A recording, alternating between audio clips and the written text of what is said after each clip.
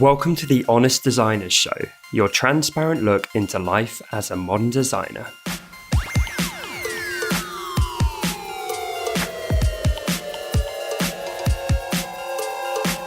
My name's Tom Ross and I'm the founder at designcuts.com, and this week I'm joined by my fellow Brit and hand lettering expert Ian Barnard, as well as the incredibly talented South African illustrator Lisa Glanz. This week we discuss how to use social media as a designer. We dig into the specifics of what type of content engages the most, as well as the nuances of the main social media platforms that are available to you. Without further ado, let's get into the show.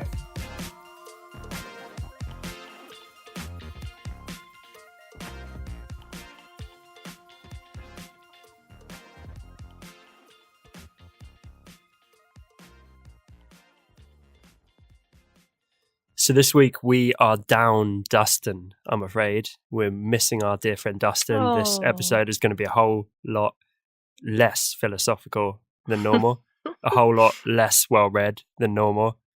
It's going to be a lot less curious than normal. Yeah, I was going to. But we're trying to power through regardless. And also, I don't know if you can hear, I'm full of the dreaded man flu, so I'm sounding particularly nasally. I'm feeling sorry for myself. Ian and Lisa seem in a very positive mood though, so I'm hoping these characters are going to prop up today's episode. More so Ian than me. And speaking of this episode, this week, we are going to be talking all about social media, which I believe we touched on a long time back in the show, but we're going to be getting a bit more granular, a bit more specific today, and we're going to be looking at how to use the different social media networks differently if you're a creative. Because for anyone who is scared by this stuff, I think we all have been there at a certain point, right? I used to think you just put out the same stuff on all the networks, you just kind of blanket posted. You may even have done the old trick of like auto posting. So you post on Facebook and then it sends out to every other network automatically. If you're listening, that is a bad idea. You need to learn the nuances. Exactly. Right, Lisa, you're out of this episode then. That is a bad idea because you need to learn the different social networks. You need to realize not only are the platforms different, but your audiences on each one are different, the purposes are different, the nuances of each platform are different. So within that, you really need to kind of finesse your content and put it out in different ways. And as a creative, obviously we're going to have certain goals in mind, whether it's drumming up work or it is getting more people to see our work and getting the exposure out there and building an audience, whatever it might be. We're going to try and dig into all of that today. So how does that sound, guys? Sounds good. I might be asking questions rather than contributing. Okay, so this is classic Lisa. You've got like this pretty big, awesome Instagram following. I would say people go nuts for your stuff on social media, and you're still feeling insecure about your social media talents. Well, I am because I literally only have Instagram. Okay, I do Pinterest, but which isn't really social media in my opinion. That's just, putting your work out onto a search engine. That's the way I see it. Don't listen to her, listeners. It is social media. Okay. Well, it doesn't. It's not really a place you interact though. No. So for me, it's more a case of like Pinterest. I use to kind of put not only my taste out there, but also my work out there. It's not really something that I interact with people on the, like my customers or my followers or whatever. So really, at the end of the day, it's Instagram is it. I don't have a Twitter account. I only have a Facebook account because Instagram kind of works now with Facebook in that way, but I don't actually have a Facebook page as such. So that's it. That's all I have. That is why I feel completely, inept. To be fair, Instagram's kind of the social network of the moment. So I think if I had to pick one, it would probably be that as well. Yeah. So I don't think that's a bad thing, but I think we're all going to bring something different today. We've all got different experiences. We all probably have different opinions on how to use these networks, but luckily we are joined by Mr. Social himself. The master, the absolute master. I'm not the master. I just consistent at posting, and it's somehow grown my audience.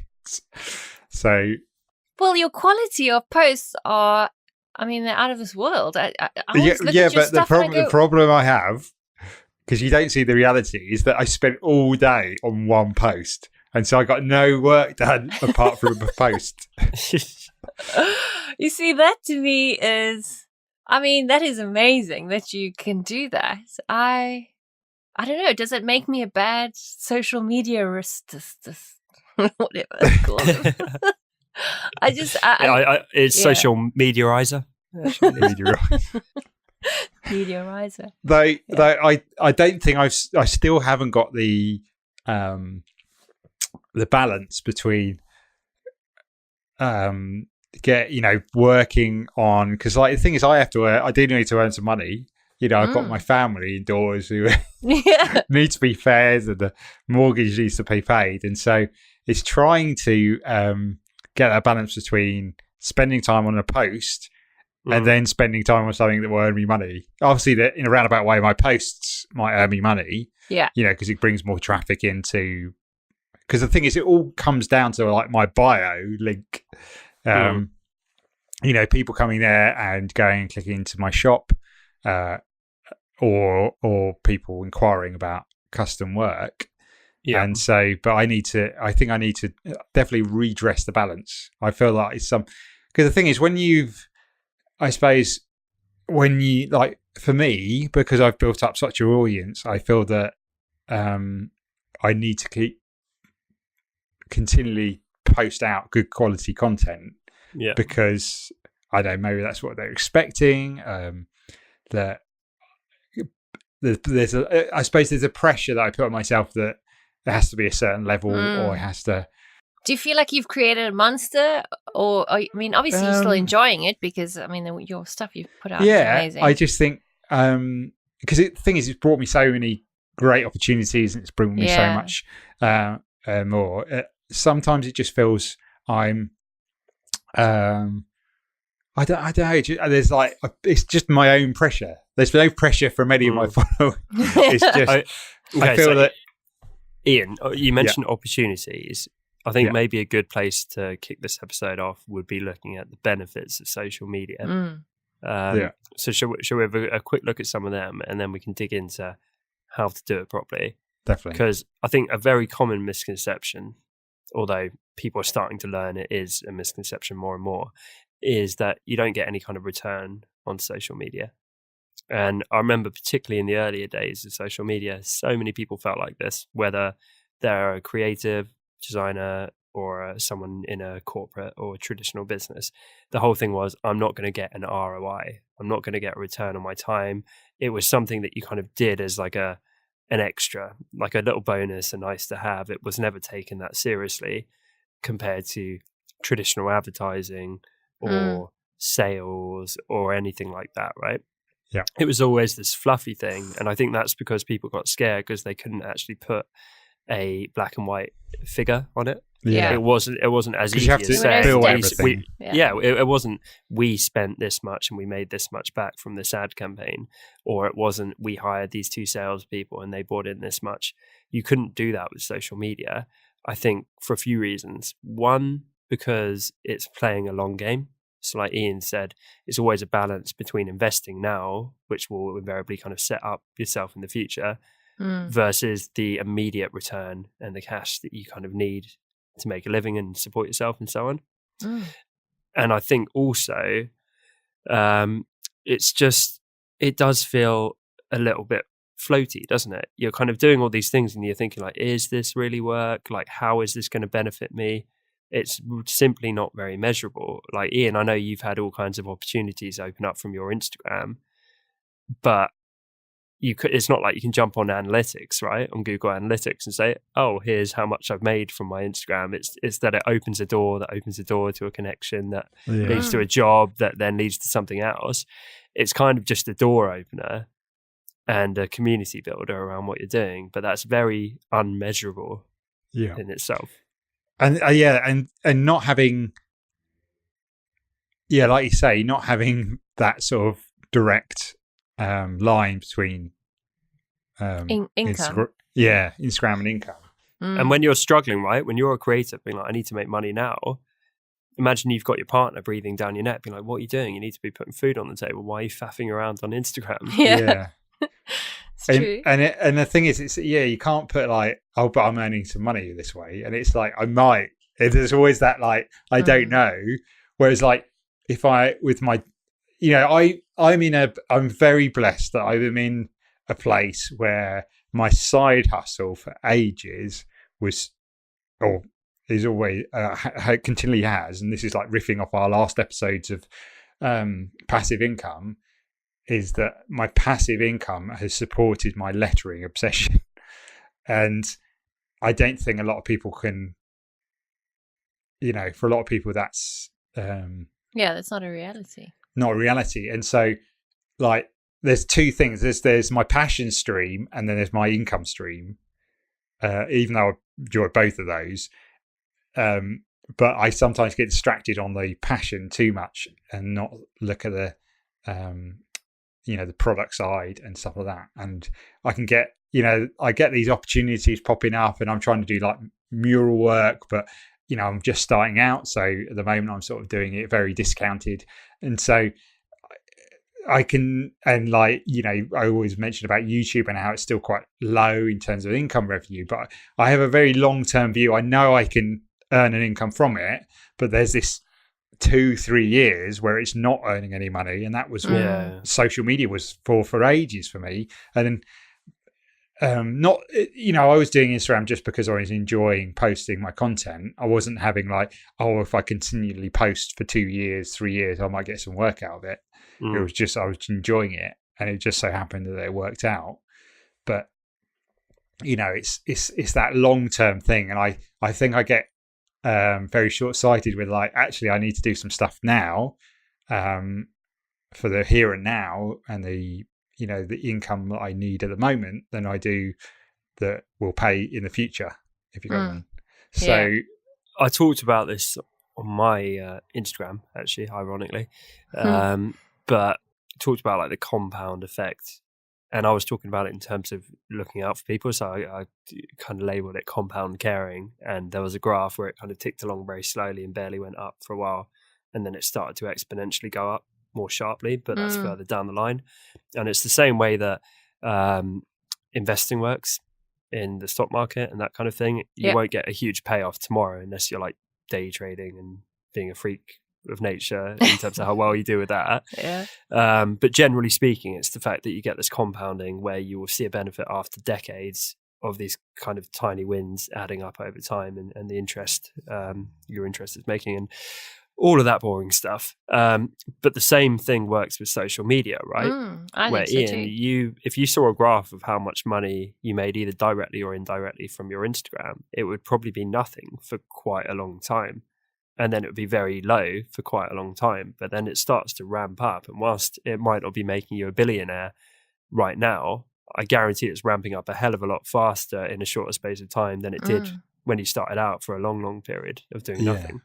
Yeah, definitely. And but that I suppose that's something that is still hard to quantify, and justify. Because we always, we like with a job, we want to know that, we've done 2 hours extra work. We want to get paid for that. But that's the nature of what we talked about with passive income too, right? Yeah. It's putting the work because it's scalable and there's not such a ceiling on. Do you think there's a I'm not saying there's a perfect ratio, but there's some kind of ratio of time you should be spending on social media? Does it fall into the marketing department? If it does fall into the marketing department, how long are you supposed to be spending on that versus work? I've had that question asked of me quite a few times in my life, and I'm not sure there is an answer. You can't turn around and say, you should spend 1 hour a day on social media. It completely depends. Like Ian does and probably should be spending a lot more than some other people. That, if you're needing to put money, I always say this, I was like, if you're needing to put money on the table now, social media is not like an overnight earner for you. it's much more of a long game. So in my eyes, it's always something you should build up almost as that thing around your main business model, which will be your long-term investment, which starts to kick in months or years down the line. But if you're like, I'm about to go out of business if I don't get client work, well, go and pitch clients and do client work. Don't be like creating beautiful Instagram photos, because that's not going to pay off for years. Yeah, I suppose you have to think about where because like you think the thing with social media is about attention. It's about the eyeballs, and a lot of it is Instagram, a lot of it is YouTube. So that's where you want to focus your attention. I think for me, I was like, when I first started properly doing social media, because I had like a Facebook page, but all I was posting is work I'd done. So I might do some business cards design and I'd post that. And then a few months later, I'd post a brochure I'd finished or a website I'd finished. And that just doesn't resonate with people really, especially on Facebook. And so, having something, you have to look at the audience and you have to think, what do they like? And the way to be able to do that is have your own personal Facebook page and look at what gets shared. And that will help you decide what would be best to share. Because you think it has to be like the things they share are things that are emotional. So, for instance, like someone when they get like these ear implants and they can hear for the first time, and there's like a little child or a lady and she's like crying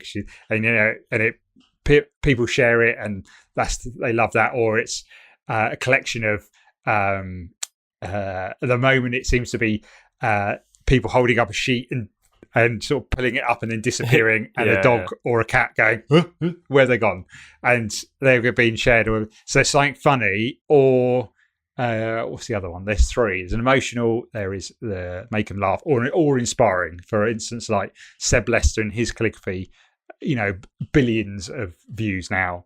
So you have to think, what if I'm posting, is it going to hit one of those three emotions? Laughter, or as in or inspiring, or am I going to feel something like sympathy or joy or something like that? So, but that is really hard to do because I don't do it. Yeah, it is. You know what it is, Ian? It's hard to do all the time. Yeah, so it is very hard. It's hard enough to do with one bit of content, but invariably, and I think it's probably the right thing to do, people are quite often posting daily, and there's no way you can do that every day unless your entire business is like Lad Bible or something like that, where it's curated for that purpose. But if you're a creative, especially a solo creative, I think it's worth noting that's pretty much impossible to have this like viral sensation style video every day. Yeah, it's just not going to happen. So I think first of all, there's nothing wrong with having a feed of content, particularly on Facebook. If we're starting with Facebook here, I'm annoyed with Facebook, as a lot of people are, because the organic reach sucks. So we will now be getting like 5% of the engagement we were 2 years ago. And if anything, we're probably doing a better job than we were. That's crazy. Yeah, it's gone so backwards.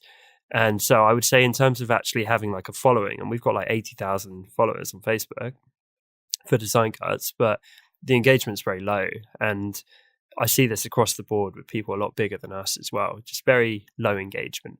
And what Ian described, they're pretty much the only ones that are actually breaking out, or where it kind of has this viral quality where people start tagging their friends in it and sharing it all over the place. But I feel like gone are the days of just having cultivated a community and an audience on there and those fans of yours seeing your content and enjoying it.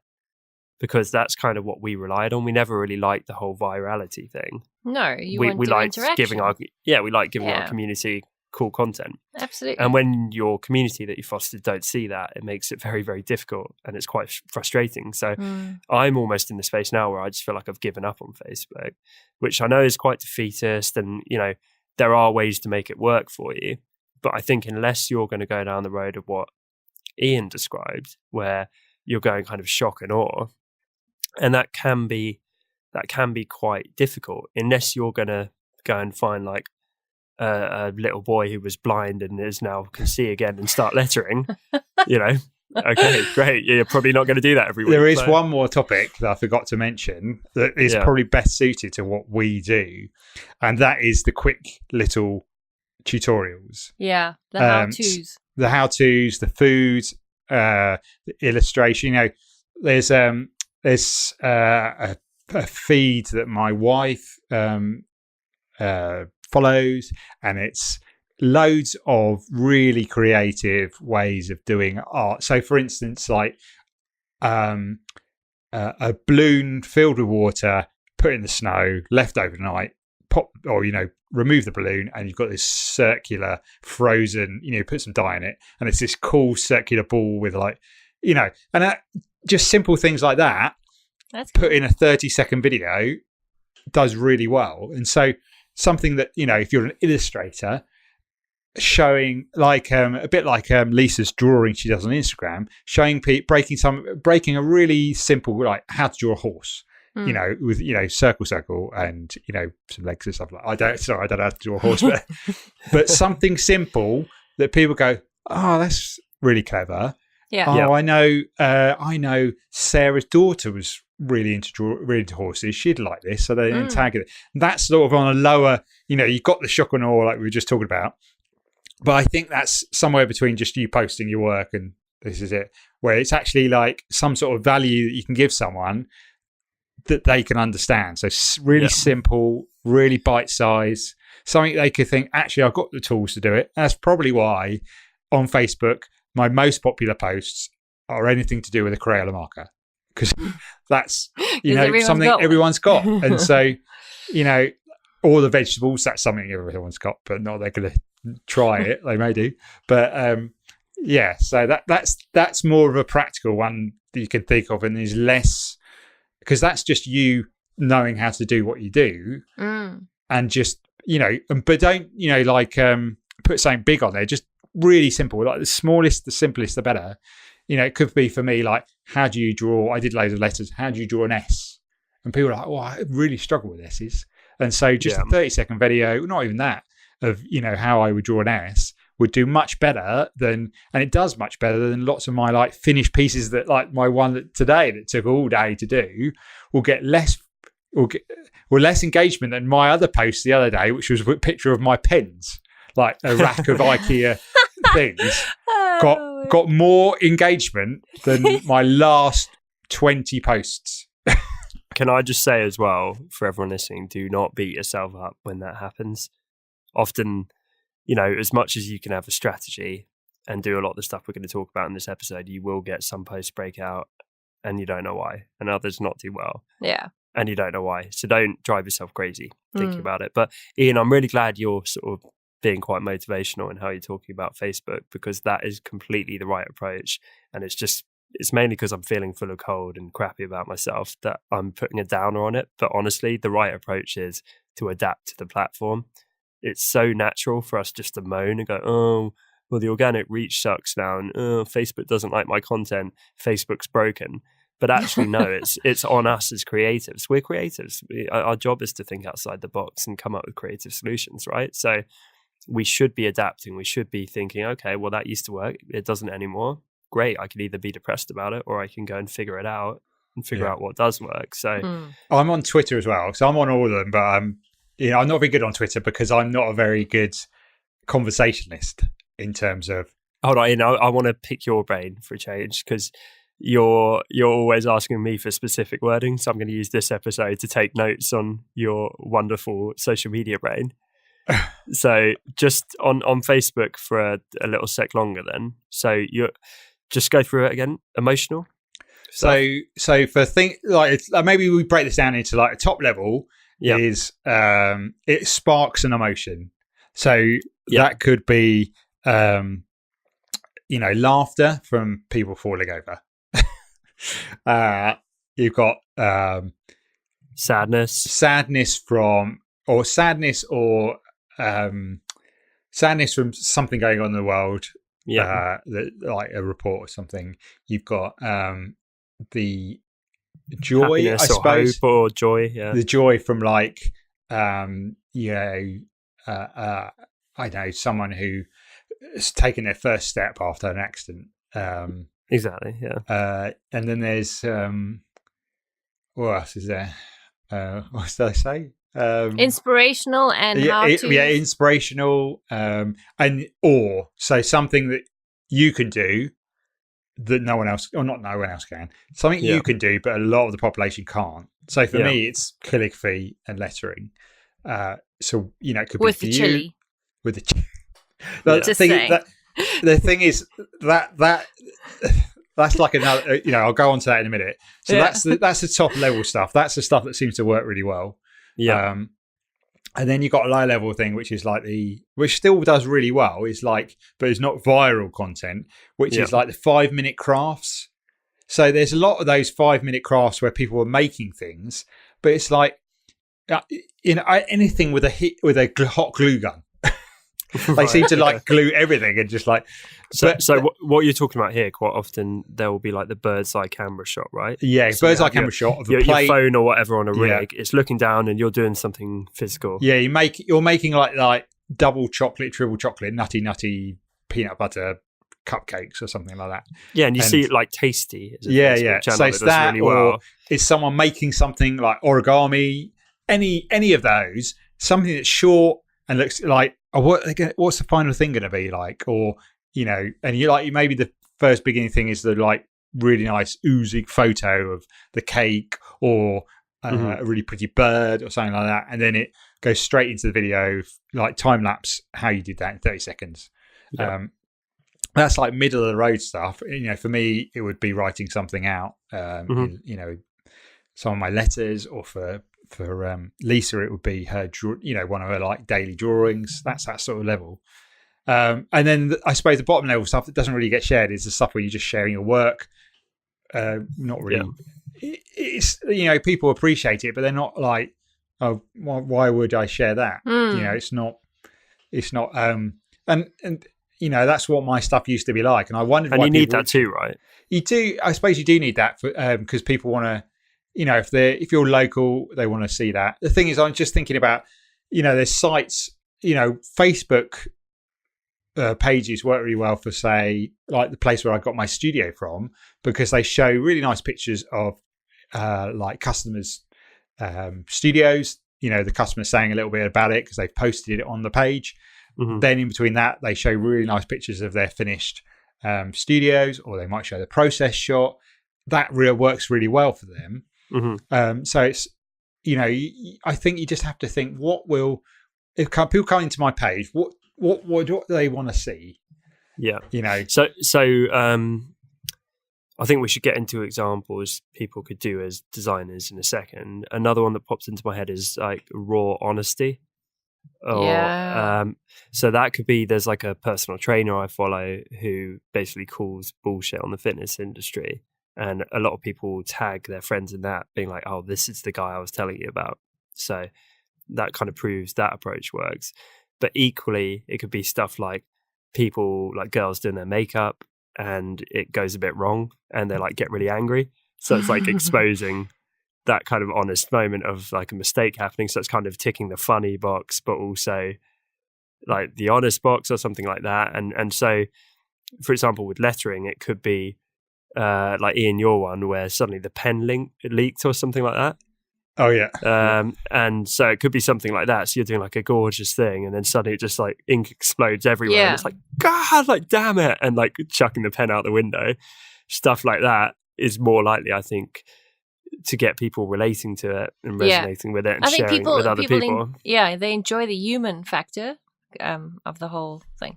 The thing is, you have to think. On Facebook, it's even more crowded than it is on Instagram. Yeah.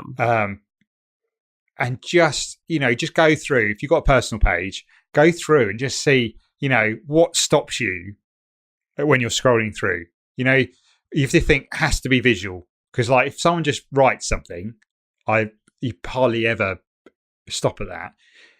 A static image might stop me for a few seconds. A video of like where and like the thumbnail you choose to put as the base one is so important, because it might be like there's a big trend of like people doing backflips, so someone just doing a backflip, a still of someone just getting ready. What that doesn't entice me. Someone doing it and it looks like they're going to fall and hurt themselves. Not that I enjoy that content, but it's like you have that compulsion to see it. You can like something's not quite right, and you don't know why, and you need to see the video because you've just seen that thumbnail, and you need to see what actually happens in the end. So, yeah, and that's all these things are pretty tricky because it's you're not going to get on like with my pens unless it does leak. I'm not going to have a sensational thumbnail to put with it. It's just going to be rewriting. I suppose for me it would be prominence of it being a Crayola pen. That needs to be the thing that people say, oh, hang on a minute, some a few nice letters there and a Crayola pen. Yeah, what's exactly. going on? Or like the vegetable thing, I need to somehow like the thumbnail for the chili pepper one was the chili pepper and a syringe, and you're like, hang on a minute, what's happening? what's going on here? Yeah. And that's why, and it's reasons like that it does so well. I was going back to another thing with the sort of what content to do. If you're struggling with ideas, take two ideas. Like for me, it was like a vegetable and calligraphy, and once you put those together, it produces this thing where people can't compute it straight away. It's two things that on their own are pretty normal. When you combine them together, it's like, well, hang on a minute, it's a bit different. I need to find out what's going on there. And you can do that with anything. Just look around your house and just like, okay, I'm going to do a picture of I'm going to do a leaf picture, or like, oh, there's some leaves outside. Why don't I do a little illustration of something on a leaf? And that's immediately, that's like something different that people are like, hang on there. There's a drawing on a leaf. What are they going to draw? Is that going to break? I tried drawing on a leaf before and it broke. How are they going to?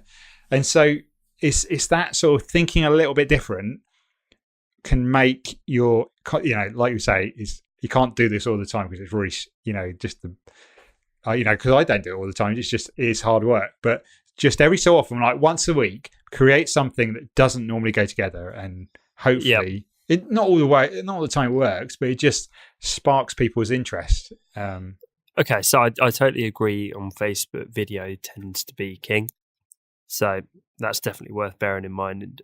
And I love the idea of mashing up various things. I've just opened my Facebook to see what's on there, and the first video is a monkey stealing a bicycle and riding off on it. It's exactly like a monkey and a bicycle. Not normally go together. Exactly. And the an second animal video, as well. The second video is a rabbit who's eating a carrot but in its sleep.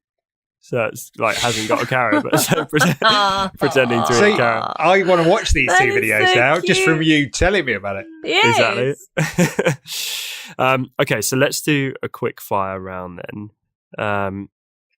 In terms of how we could apply this to creatives and designers. Yeah, I'd love those tips. Thanks. Yeah. Or the illustration one, I gave you some tips about just thinking outside the box, looking around your house, what have you got that you could illustrate on? What can you got to illustrate with? Should we do literally just brain dump, as I call it? Some ideas, yeah? And there's no bad ideas. This is what I tell my team. There's no bad ideas, only lazy ideas. So I'm fully expecting us to come up with some awful ideas. But I'd rather hear like the crazy, wacky ideas, and then you can boil it down from there. The thing is, you have to produce a load of like the tip is don't just try, like a leaf and drawing on a leaf and just stop at that. It's sit down, like go to the coffee shop, sit down and just come up with 20 crazy ideas, because there might be one or two that you think actually this might work. And it's just the more ideas you can put out there, the more chance you are to suddenly stumble on something. And that's just literally what I do. Just like I try it, doesn't work. Oh, hang on a minute, this one worked. But there's no formula, there's no rhyme or reason. So that's why you have to just keep on churning them out. I think a great idea can be to steal from other people, but in totally different industries. So they're never going to know that you've stolen. So, for example, I've just still kept going on my Facebook feed, and there's a thing of golfers who keep missing the ball and then like lose the plot and throw their club into the woods with frustration. Mm-hmm. So you could do that with illustration, where there's like a very common illustration type maybe, and you keep making the same mistake. And it'll be like screwing up the paper and throwing it away. And then you do it again, you screw it up, throw it away. And then eventually you like kick the desk over or something. You're like, ah! And if that's something which virtually every illustrator goes through, if you put that up, people will be like, oh, like this is you. Like this is so relatable. And that instantly becomes more shareable, right? And it's kind of ticking like the laughter box, but also the relatability. I think that's exactly it. The relatability. That's a good one, yeah. I've got one. Go on, Ian. So this will require a little bit of camera work, but when you've used the iPad too much and you're drawing a picture and you think that a bit of paper, if you tap your two fingers, it's going to undo. So you could do I do that all the time. What you could do is cut the video, film it all, but when you tap the two fingers, you erase part of the drawing, but cut that section out of the video. And then, so what you do is tap the two fingers and it erases it on the paper. And you're like, when you've been, you're just used to undo too, you're just too blessed with undo. Do you know how many times I use my two fingers to pinch and zoom? Oh, yeah. It is insane on my piece of paper. And I think to myself, my God, hopefully no one's watching me. I mean, see, that's relatable because we both find that, we have that same feeling. So, just think about the things that frustrate you or don't transition well between, because we all seem to use digital and analog media, whether it's just writing in a pad, what, you could do a series of things which are like, what's frustrating about or. Ian, did you have your idea where you were going to be like drawing with an iPad, but you were going to actually like scrape snow with the iPad itself as the drawing event? But then you were like, that's too expensive. Oh, I could get a broken one and do it. And so I pick it up and I look out the window. Yeah, it would be so funny if you're like, right guys, today I'm going to show you how to draw with an iPad. And then literally. Like, oh my God, that's good. Yeah, I like that. The thing is, you could just like, or I could forget. Like you do a scene where you're like, the alarm's gone off and it's 5 o'clock and you get up and you go and write on your iPad and you're using a paint, like paint. Yeah. And you just, you're like, oh. So I'm going to give away an idea that we had as well, and I'm secretly going to use this episode to generate ideas to feedback to our social media team, to be honest. But one we had, which I thought would be fun, was Photoshop in real life. So it'd be like if someone's like in the kitchen and like, I don't know, they're shouting at you or something, you can like go around them with the selection tool and then just delete them or like mask them out and just do it with a bit of video trickery. And you could like play on that so many times with various Photoshop tools and stuff like that. Yeah. Yeah. You could sort of adjust that as well, just to like the swipe, like on your phone. So like whether that's you get out your phone and you put it up so you can see the person and then you just swipe them off. Or you just like close app or you turn the volume down. And again, that's combining two things, right? It's like real life and digital. So another idea could be if you're doing more like photo manipulation or something like that, you could show doing that to yourself and do it in a funny way, like, oh, I keep getting complaints about my Tinder profile being like not looking like me or something like that, and you've like retouched yourself to be like this Greek god or something. But again, that kind of plays up to your skills, and that's something every designer could relate to if they're doing that type of work. Yes, definitely.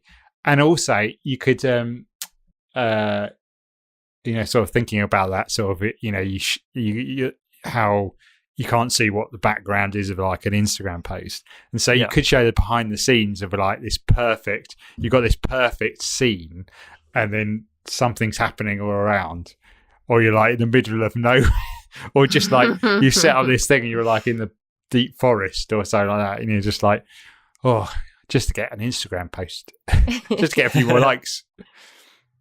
Yeah, just People do or that.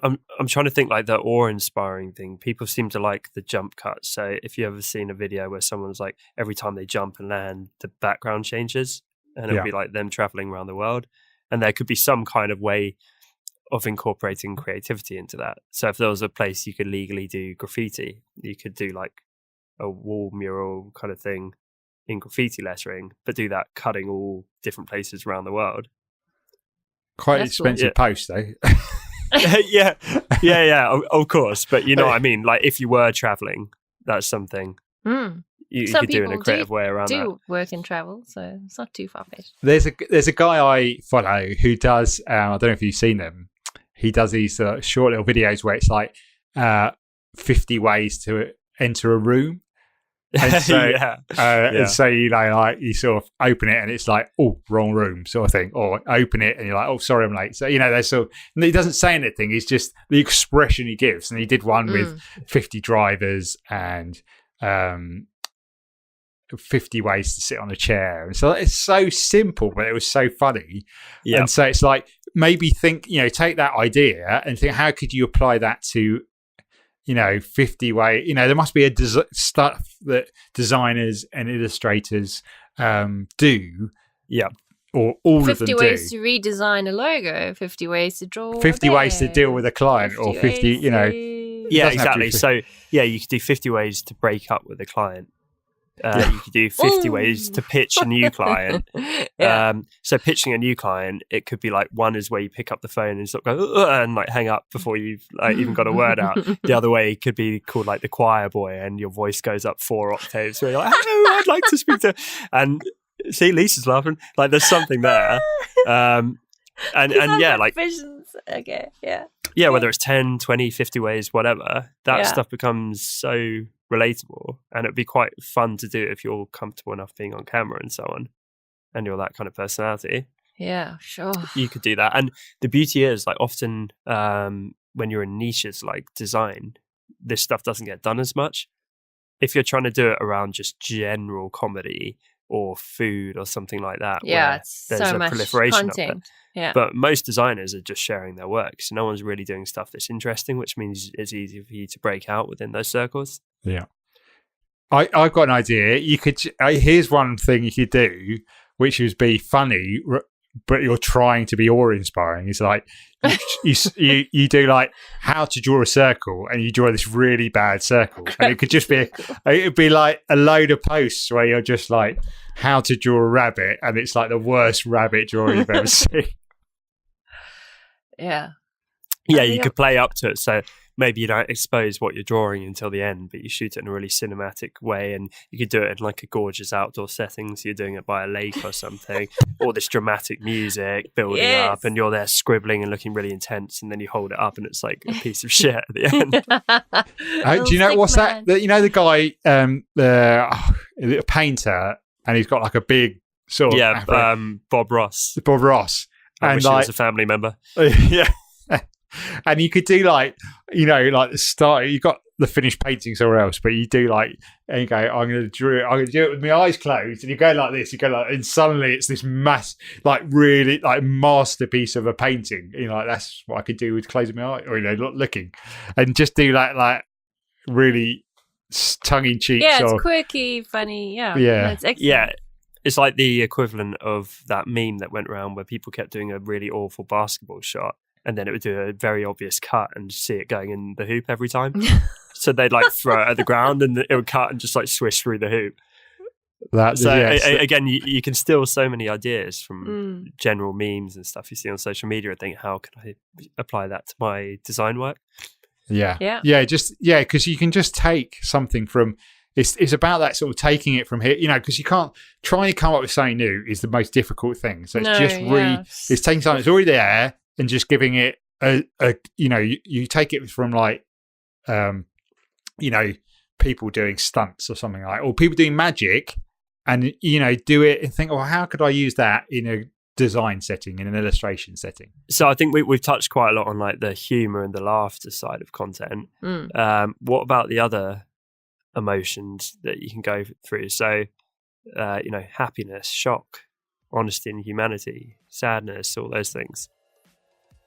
how could you apply that? And how can we do this in a low budget way? They don't have to travel the world. They don't have to like go and get a World War II veteran and get him to hand letter for the first time. How can you do this in a practical way from your home studio or something? As this ended up being such an in-depth discussion, we've decided to leave you on this cliffhanger and pick up the rest of this conversation in next week's episode. We hope you enjoy and stay tuned for more social media goodness coming your way next week. Oh, and as always, you can find full show notes over at honestdesigners.com or find us over on iTunes by searching for The Honest Designers Show. And remember, we're now all over social media too, very appropriate for this episode, if you search for Honest Designers. If today's episode helped you, then it would mean so much to us if you took just a moment to leave us a quick review over on iTunes, as this is one of the best ways for other designers to discover the show. Thanks again for tuning in, and we'll see you next week right here on The Honest Designers Show.